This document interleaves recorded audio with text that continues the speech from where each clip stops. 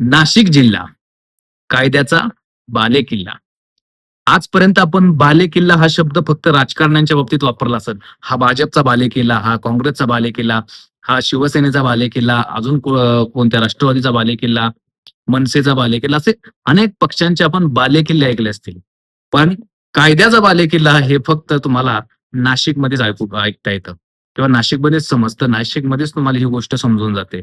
कारण नाशिकचे पोलीस खऱ्या अर्थानं पोलिसी खाक्या काय असतो तो गुन्हेगाराला दाखवत असतात आणि मग गुन्हेगार त्याच्यानंतर गुन्हेगाराच्या तोंडून ते वधवून घेतात की येणाऱ्या गुन्हेगारांना सांग की नाशिक जिल्हा हा कायद्याचा बालेकिल्ला, इथं कायदा सुव्यवस्थाच राखली जाते, याच्या पलीकडे काही केले जात नाही. याला अपवाद हा काल परवा अटक झालेला कॅप्टन अशोक खरात भोंदूबाबा सुद्धा याला अपवाद राहिला नाही. त्याच्याकडून सुद्धा तेच वधवून घेतलं आणि त्याला कशा पद्धतीनं सुजवला गेला की त्याला चालता देखील येत नव्हतं. आता ही कशी सिस्टीम झाली, ही कशी सिच्युएशन हँडल पोलिसांनी केली, हेच आपण या व्हिडिओमध्ये पाहणार आहोत. तर नमस्कार मित्रांनो, तुमच्या सगळ्यांचं पुन्हा एकदा स्वागत करतो. मी विजय आणि आपण पाहताय बोल की भावा.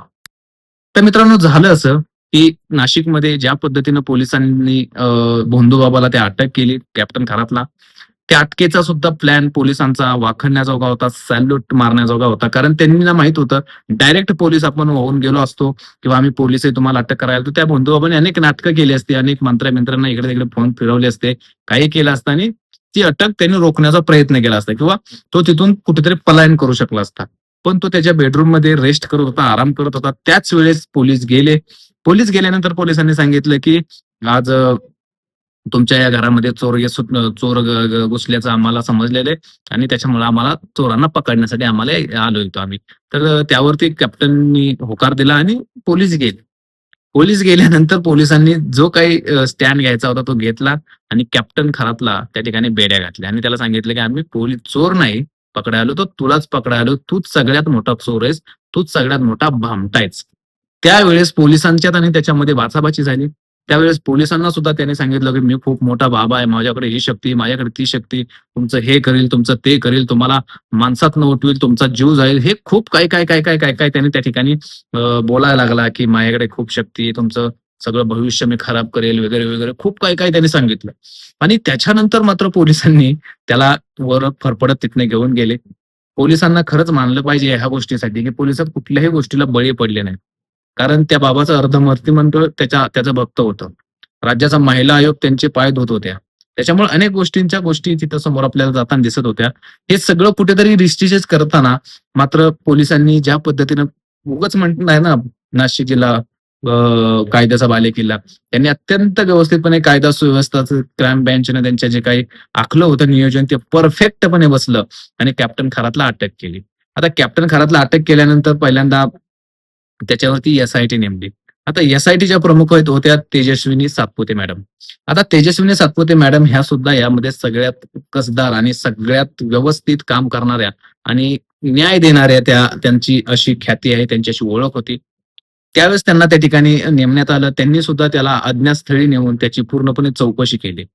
पूर्णपणे त्याची 6-7 चौकशी केली. त्याच्यासोबत त्याचा तो ऑफिस बॉय होता नीरज जाधव म्हणून, ज्याने हे सगळं कांड उघडकीस आणलं. त्या नीरज जाधवला सुद्धा समोर बसवला आणि दोघांची एकमेकांशी अंतर ठेवून दोघांमध्ये चौकशी करण्यात आली. त्यावेळेस असं सांगितलं जातंय की दोघांमध्ये खूप झटापट झाली, खूप एकमेकांवरती तुटून पडत होते हे दोघंही पण. हा पण त्याच्यावरती तो पण याच्यावरती. पण पोलिसांनी सतर्कतेमुळे या दोघांनाही काही करता आलं नाही. यांनी खूप एकमेकांवरती शिंतोडे उडवले की तुम्ही असं, हा असाच आहे, तो तसाच आहे, हे ते अमकं तमकं. पण या सगळ्या गोष्टीतही कॅप्टन खरातला कुठल्याही प्रकारे त्याचं काहीच म्हणणं मांडता आलं नाही किंवा तो जो सांगत होता की माझ्याकडे दैवी शक्ती, माझ्याकडे ह्या वय, माझ्याकडे त्या वय, मी हे करील, मी ते करील. कुठल्याही प्रकारे या सर्व पोलीस बांधवांनी त्याचं अजिबात ऐकलं नाही आणि त्याला बरोबर दाखवून दिलं की तू आहेस आणि आम्ही आहोत. तू एक भोंदू बाबा आहेस. तुझ्या कुठल्याही गोष्टीला आम्ही हे करणार नाही किंवा कुठल्याही गोष्टीला आम्ही तुझ्या सपोर्ट करणार नाही. त्यानंतर त्या भोंदूबाबाला असं वाटलं की मला सोडवायला मोठमोठे नेते येतील. पण त्याला कुठं माहित होतं मोठमोठे गंमतमध्ये सगळे गार झालेले आहेत. आणि हे सगळं आपल्या समोर आपण पाहत होतो, सगळ्या गोष्टी दिसत होत्या. त्याच नंतर त्यांना रिमांडला मग मात्र न्यायला लागलं त्याला. त्याशिवाय तो गुन्हे कबूल करायला तयार नव्हता. तो सांगत होता, की मी काही नाही, मी तसे जे व्हिडिओ व्हायरल होत आहेत ते समोर येत असताना सुद्धा तो असं सांगतोय, की माझी काही चुकी नाही. महिलाच माझ्याकडे येतायत, त्याच माझ्याकडून असं-असं करून घेतायत. त्याला मी तरी काय करू वगैरे, वगैरे असं खूप काही सांगत होता. त्याच्यानंतर मात्र त्याला रिमांडला नेला. रिमांडला नेला आणि जो सुजवला त्याला, अक्षरशः त्याला म्हणजे इतका तो म्हटला, की माझ्या अंगामध्ये आता त्राण नाही राहिलेला, माझ्या अंगामध्ये शक्ती नाही राहिलेली. जो सगळ्यांना सांगत होता, की माझ्याकडे दैवी शक्ती. ज्याला सगळ्यांचं भविष्य माहिती होतं, त्याला त्याचं भविष्य कसं कळलं नाही, की मला एका तासाने काय होणार आहे? मला पोलीस घेऊन जातील, माझं नाव बदनाम होईल, माझ्या अख्ख्या महाराष्ट्रामध्ये, देशामध्ये नाचक्की होईल. मी एवढं आत्तापर्यंत कमावलेलं सगळं, सगळं मातीमोल होईल. याची थोडी सुद्धा त्याला का बरं हे वाटली नाही. आणि ह्या सगळ्या गोष्टी त्याला कुठेच काही वाटत नव्हत्या. म्हणून त्याने जे काही कांड केलं, हे त्याच्या परत-परत त्याच्या भेटीला आलं आणि पोलिसांनी त्याला मरणाचा पत्कावला. त्याला खूप धुतला आणि त्याला गाडीत जात असताना त्याच्या तोंडातून वधवून घेतलं, की नाशिक जिल्हा म्हणजेच कायद्याचा बालेकिल्ला.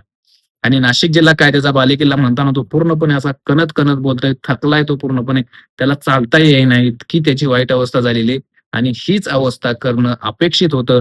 हीच अवस्था जर वाल्मिक कराडची केली असती, हीच अवस्था जर त्या गुन्ह्यातल्या प्रत्येकाची केली असती, तर हा फरक आहे नाशिक पोलीस आणि बीड पोलिसांमध्ये. सो बीड पोलिसांनी सुद्धा याचा आदर्श घ्यावा आणि नाशिकचा बालेकिल्ला जसा होय, कायद्याचा बालेकिल्ला आहे नाशिक जिल्हा, तसं प्रत्येक जिल्ह्यानं जर हे स्टेट केलं ना, तर महाराष्ट्रामध्ये ना खरं सांगतो असले गुन्हेगार ना एकाएकीत बंद होतील, एकाएकीत संपून जातील.